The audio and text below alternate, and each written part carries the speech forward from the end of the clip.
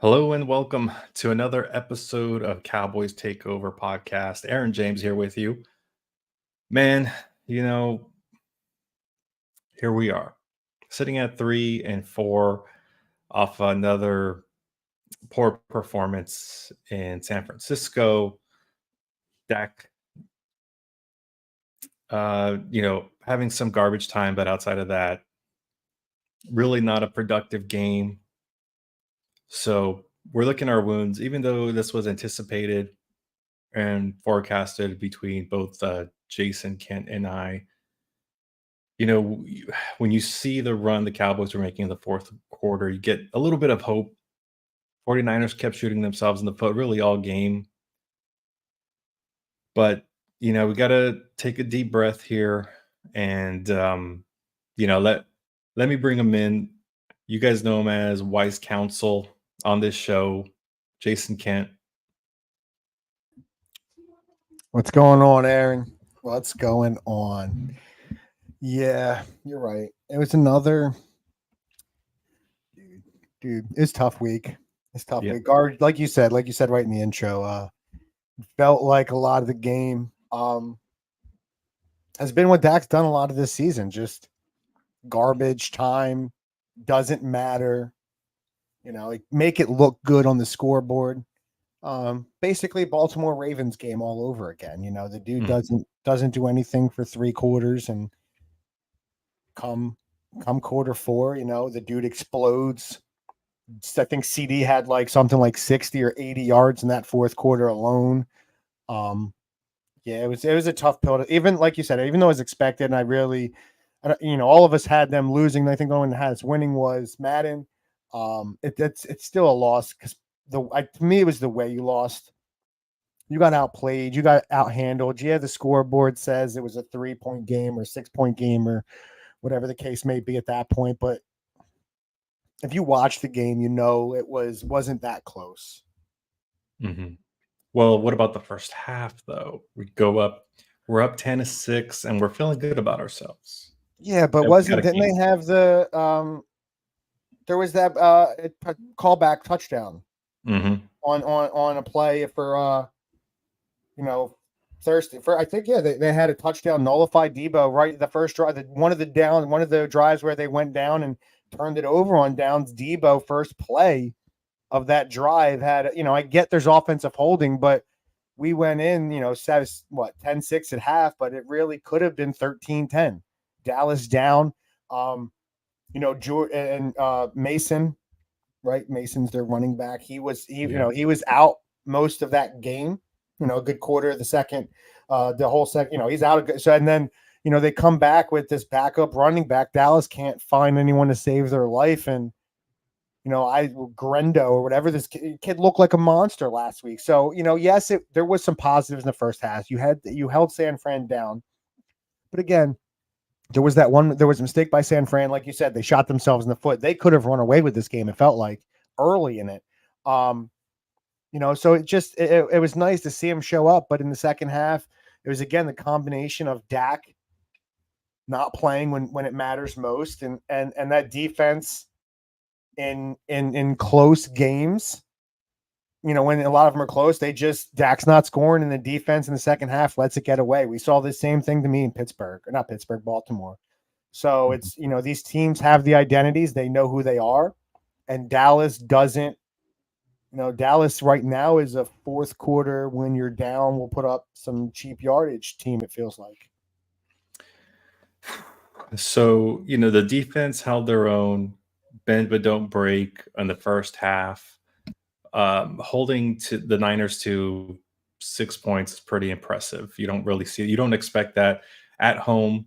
They're playing, and they got Debo playing, and they got Kittle playing. And mind you, Purdy has all day to throw back there.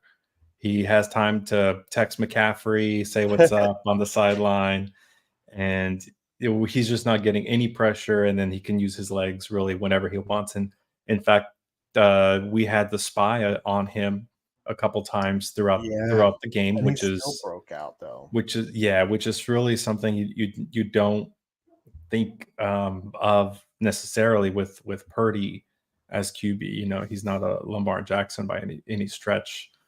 But you did see a common theme with Zimmer bringing out the blitz packages, and Colin said it over and over. You know, when they're in shotgun, they're bringing the pressure. So, you know, I think ultimately we lost this game as dominating as the Niners were in the third quarter. We Yeah. had three and outs. Our defense is out there, basically the entire third quarter.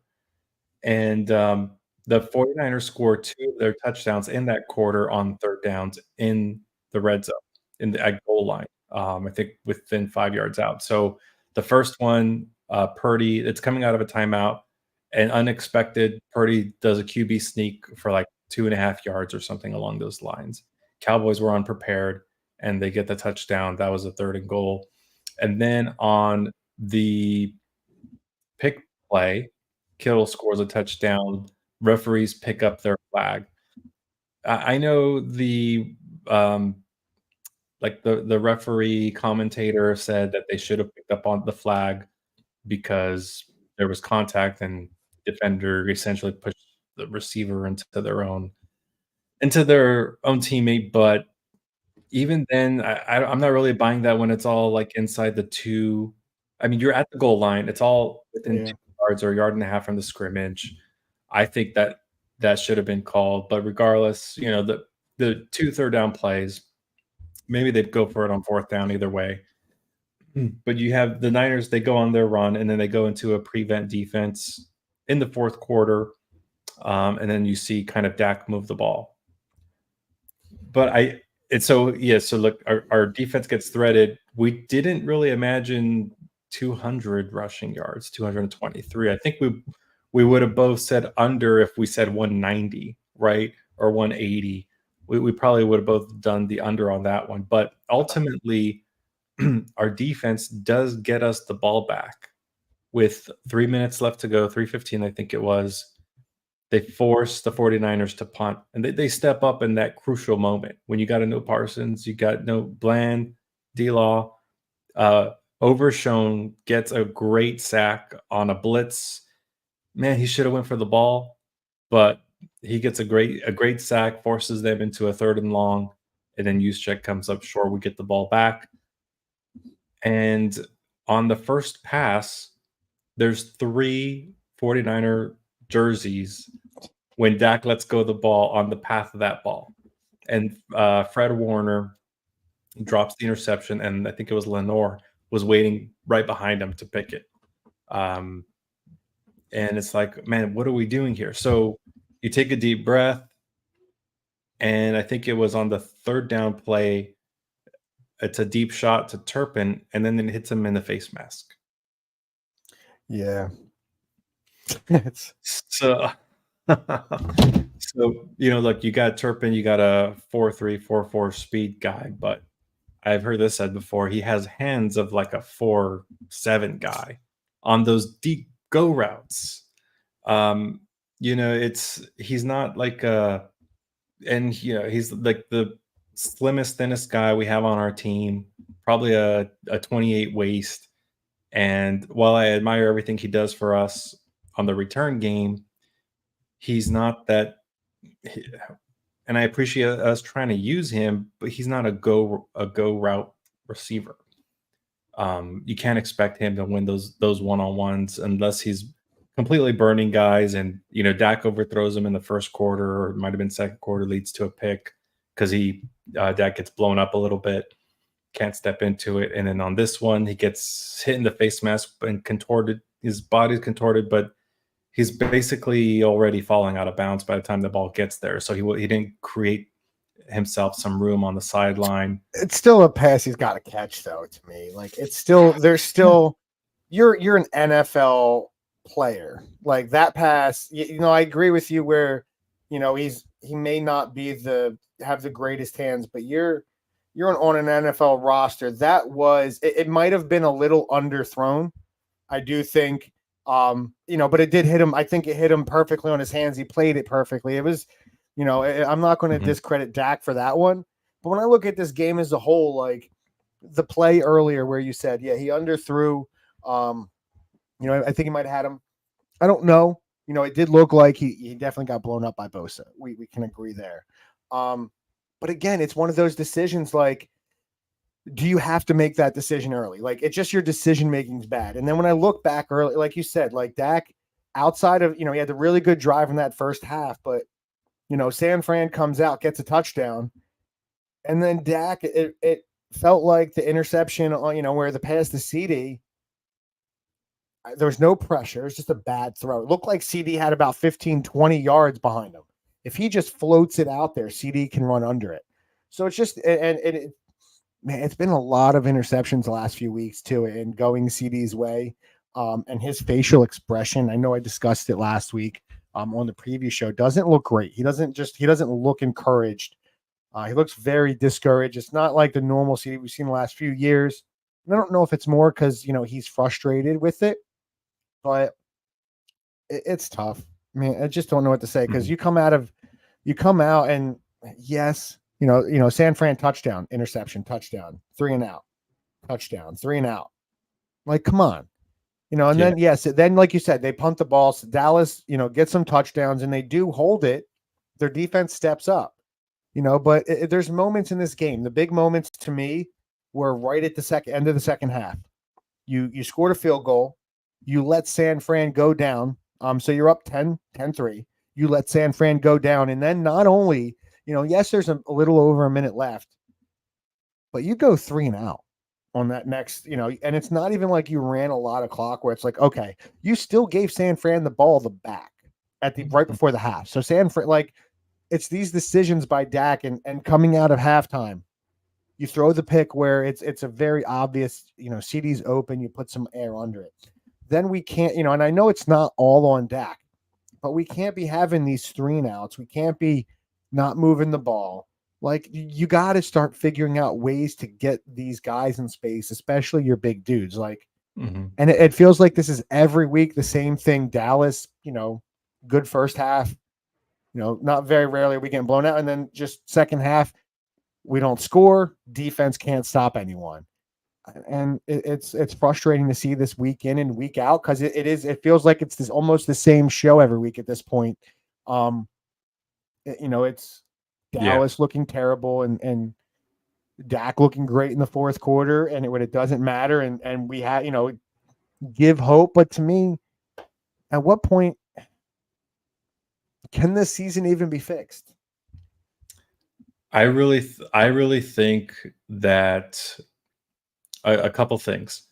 A, I think it's more of our lack of creativity on offense and right, which is the play calling, which is the playbook, the play caller, the way McCarthy's coaching and preparing for these teams.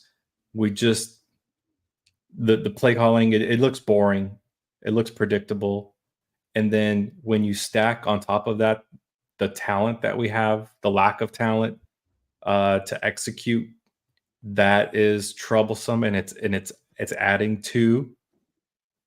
Okay. There's not a lack of talent in that offense, bro. There's a lot of there's still like, yes, we may not have the offensive linemen we had, but I still I don't want to say there's not, maybe they don't have the running backs, but I still think Ferguson's a very good tight end. Mhm. CD still can produce, regardless of how much my hatred lies for Dak. He should be a very good court. Like, you had one of the best offenses in the NFL last year. Like, not a lot changed, not that much. Yes, okay, you lost your center and your left tackle, but come Well, on. look, with Cooks out, a lot of these routes that I see Ferguson running are less than 5 yards. And how many times more and more do are we in third and logs? So he A doesn't lot. have what I'm getting at. He doesn't really have that number two. Um, and so now you have those issues. I'm starting to get convinced now more and more that the woes that we're showing on defense is more so due to our lack of offense productivity, the time of possession, the amount of times where the turnover differential. We're putting our defense in these terrible situations where they don't get to rest. Um, and our offense, can't produce anything. It's not like we're getting into these shootouts, and we just need our defense to come up with 1 or 2 stops a game. That's not the situation that we're in. All that to say, I like what Zimmer did um, yesterday. I like how our defense ultimately was productive in the first half, and then gave us the ball a chance. Gave us the ball back with 3 minutes left. Um, I can't really blame the defense for that loss. It really all comes down to, for me, right, the play calling. Now, can 30 can points, bro. this be fixed? I don't think it can be fixed with the current staff and the current player roster. I agree. I agree with you on both. I still think your defense gave up 30 points. Like you're not going to win whether you give your quarterback a chance to score.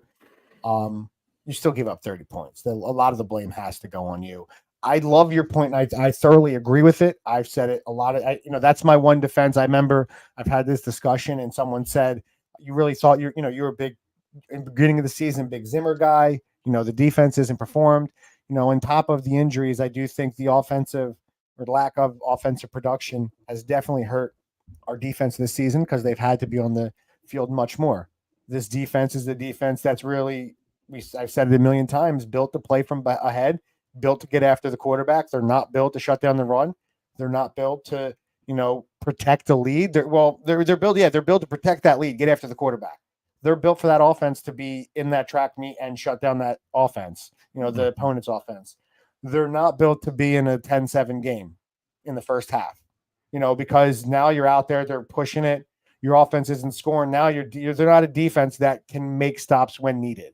Yes, they did it, but they're a defense that's going to give up a lot of points if it's a close game or they're playing from behind because that's not what they do. They don't protect. They're not a Pittsburgh. They're not a smash mouth old school defense. I remember they're one that needs that offense. And, so a lot of the blame does have to go on them, but a lot of the blame does go on the lack of offensive production. I agree with you, but I agree as well. I don't see a way they can turn it around this year. I think it's going to take a new coach, a new head coach at this point, and get a new voice in that locker room for this team to really change, I believe.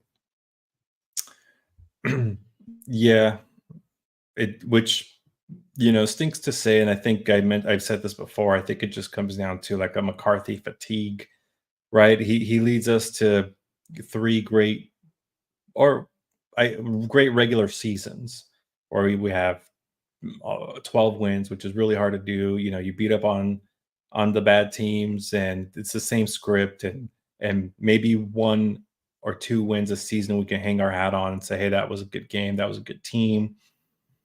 Like for example, Detroit last year, but after that, not a really whole lot to show or hang our hat on. And yeah, and if you think about it, it's all what acquisitions have we even had in the last 2 or 3 years as far as the roster is concerned? It's all been counting on our players that we've drafted to step up. It's a good thing that Bland turned out to be a number 1 and number 2 DB, because he was really thrusted into that position because of Diggs. Yeah. Now, so even if we bring in a running back that we'd be excited about, even if we bring in a number 2 wide receiver, I don't see how we can get the results that we want with 1 or 2 acquisitions and via trade. Yeah, no, I agree with you. I do think at this point, after watching that game, I just think it's going to take a lot, and it's really going to take the players themselves, like looking deep inside at this point, and a lot of them look like they've given up at this point. It just doesn't look like it's there this year between CD and Dak in the big moments. That you can tell the frustration. It's just it stinks. It's nice. I'm excited. If I'm going to hang my hat on anything, I know it's tough to call it after week whatever we're in, week 8 now. it does stink. But at least you get to see guys like Overshone and those guys. And, maybe a time is starting to figure out your offensive line for next season, figuring out what you got, where you need to go. But, I think that now is a perfect time to really look, maybe, not rebuild, but maybe retool, see what you have for next year, and really know. That's why I do think getting rid of McCarthy now would be big, because you could always try to bring in a coach now. Maybe, I don't know, maybe if you have him on your roster, or at least give somebody once you first, come in, you're coming in right away. Get rid of McCarthy now, to me, is the best thing. And that next dude, you're coming in next season when you're brought in with a fresh slate. But I think this season's really the rest of the season's going to be about ending it, kind of figuring out who's around, what pieces you have for next season. And really, realistically, at this point. Now, something I've been kind of holding in my back pocket, wanting to see more games, and Chris Collinsworth said it yesterday. He said, Dak Prescott doesn't have the legs that he used to. I'm right there with him now. Prescott used to create so much more so with the scramble with his legs. And if you think about it, maybe the last, or maybe, like I said, his top 3 or 4 seasons, that counted for a lot of his production, a lot of yards, a lot of first downs. And now he's really become a pocket passer. And whether it's his legs, I think it's his legs, or McCarthy is just calling everything and designing everything, thinking that he's Aaron Rodgers, which he's not. The fact that Dag's legs are kind of not an option anymore, or a tool or an asset. No one's scared of him running, and he really doesn't take off anymore. That's just that's an element that used to be in his game that is just going to make him less, less competitive overall. I mean, competitive is not the word. Probably not the best word for what I'm describing, but no, I agree. You can see it out there, but also, and you think about that leg injury he had, it was a pretty gruesome, pretty big deal. Yes, but he'll never. I think what we saw early on with him is different. We'll never see that again. But I agree with you there. But I think that's just a natural progression. He's getting older, leg injury. He's had some ankle issues.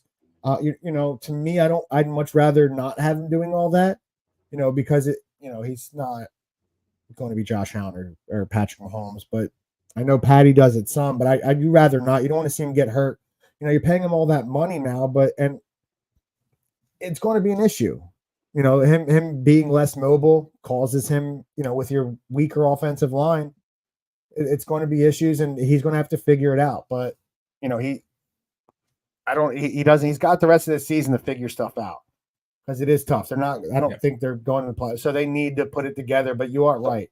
A less mobile Dak is definitely a Dak that's not, because that's what, even though Romo never did a lot in the playoff, Romo, those quarterbacks you need somebody that can move around. You don't really want just the pocket guy passer anymore. There's not, you don't, defenses are too fast. You don't want them just standing back there. At least be able to move something. Yeah, it is becoming a big issue. So you said start thinking about our offensive line, and whether it be the grooming process or what have you. What grades would you give this far to our center, BB, and our left tackle, Guyton? I don't know, because I know that there's been the stats that they've played well, and I know early in the season they wasn't. But when I watch the games, it doesn't feel like, just in general, the offensive line looks weak.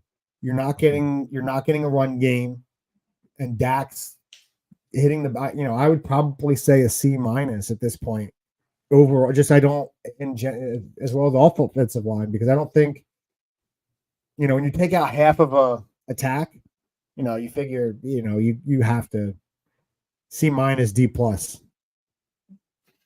Yeah, in the run game, definitely probably C- for both. Pass game, from what I've seen from Cooper, I'm right there with a B. I'm tempted to go to a B+ actually, from what I saw yesterday. And then with Guyton, he's been beaten way too many times inside with the inside move. I'd have to go with a C. And, I don't know if you're surprised by this next comment, but I'm ready to cut Mozzie Smith today.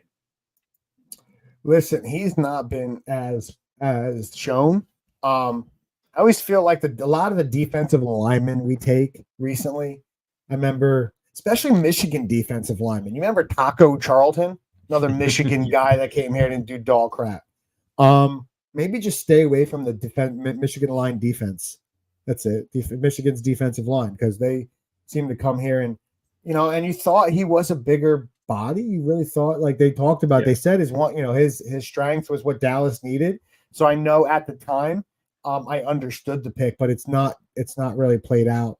So it's you hope he can figure it out, but I just don't think the whole defense knows. There's a lot more issues than just than Mozzie and that defensive line. There's going to be a whole. You might have to get rid of the whole coaching staff next season, Zimmer included. What about rebuild everything? Al Harris. I rebuild the whole. At this point, I'm rebuilding everything.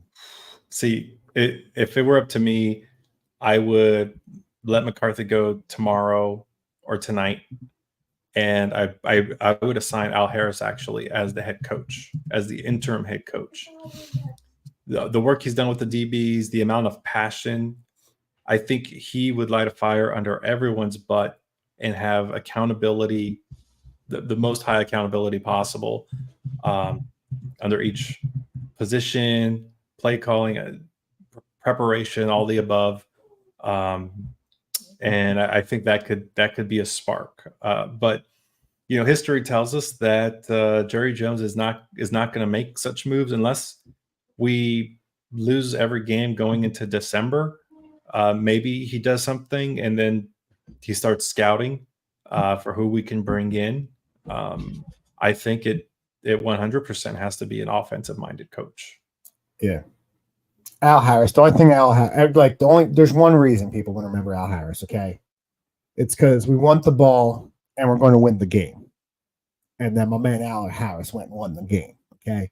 That's what Al Harris does. He says, no, Mr. Hasselback, not today. No, I agree. They have to bring somebody. I don't know, because I don't know about offensive minded. I think it has to be. I want a total switch in this defense. I want a head coach like GD Dan Campbell. I want somebody that's going to come here and smack the dudes around. I don't know if that type of coach is going to play well. I don't know if Jerry would get that type of coach, but I see what Dan Campbell's done in Detroit. Whether you believe it has to do with him or not, that's been a team of losing culture for years upon years upon years. And Dan Campbell comes in there with his passion and just grit and turns the culture of that team around. Yes, it did suck. They did lose in the NFC Championship game last year, but that's a team that nobody predicted, and they were up handily on San Fran and really blew that game. But that's the type of coach. We can't have one of these Mike McCarthy's, one of these reused guys. They need somebody that's a first time going to go in and bring passion to this team and bring a new voice, because that's what's really needed. Listen, if Al Harris is that guy, if he's a dude that's going to bring the passion, I don't care who it is, they need somebody to get passion on that defense, passion the way we feel. Because sometimes it really does feel like CD got paid and Dak got paid and they don't give a damn. And you need somebody out there knowing, hey, yeah, no, they got paid, but I'm going to go play for this guy. I'm going to go give it my all for this guy. Jared Goff, that's when I look at a dude, Jared Goff, regardless of how great he is, the dude threw for like 80 yards and that team still put up 50 points because they're a team.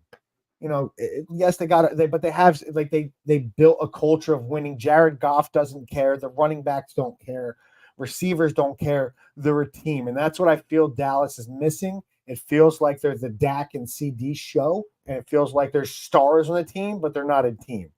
They have great players. They don't play as a team, and that's my biggest issue, and they need a new voice. For me to honest, what I believe, they need a new voice to really bring them together as a team. Now, Campbell, was he a defensive lineman or was he Campbell was a tight end. He was a tight end. Okay. Yeah. I thought he was a defensive player. Well, shoot, he does play with a lot of passion. Those tight ends are crazy, bro. That's why. When I think of player coaches, I think I've mentioned Tony Romo. I would love to see what he can do from a head coach, a scheme perspective. He knows what the defense is doing, and he's proven it time and time again what's coming. Um, you have, let's see here.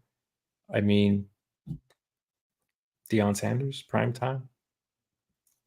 We're not bringing Prime in, okay? The only way they do that is if Dallas somehow gets Shador, okay? That might be the only way. And at this point, wouldn't be against drafting the kid with Dak here still. I'll tell you that. Mm-hmm. You know, a couple of weeks ago, I have to admit that I was thinking, man, we need a culture change. We need someone hard nosed come in. Maybe, you know, I think Belichick's burnt out a little bit. What about a Nick Saban? No, I don't want any coach that's in their 70s. I don't want to me, they're all reused. I don't want that. I want a nice, young defensive coordinator. Give me gosh, because I look at it stinks because I see what's his name in Houston. I forget his name off the top of my head, but he came through San Fran. Saleh, I'd love to go get Saleh.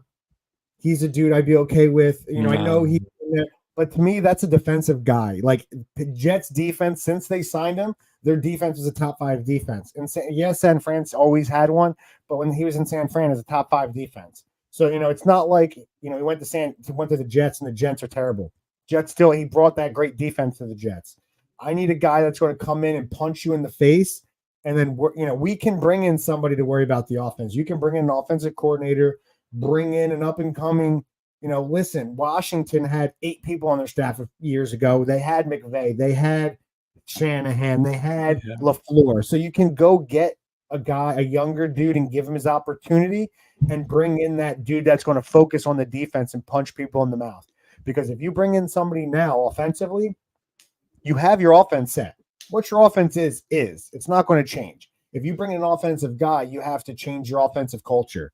Unless you're getting rid of Dak and CD and those guys, I think your offense is the way it is. Bring somebody in to spice it up a little bit, but I don't want to fully change it unless we're getting rid of everything.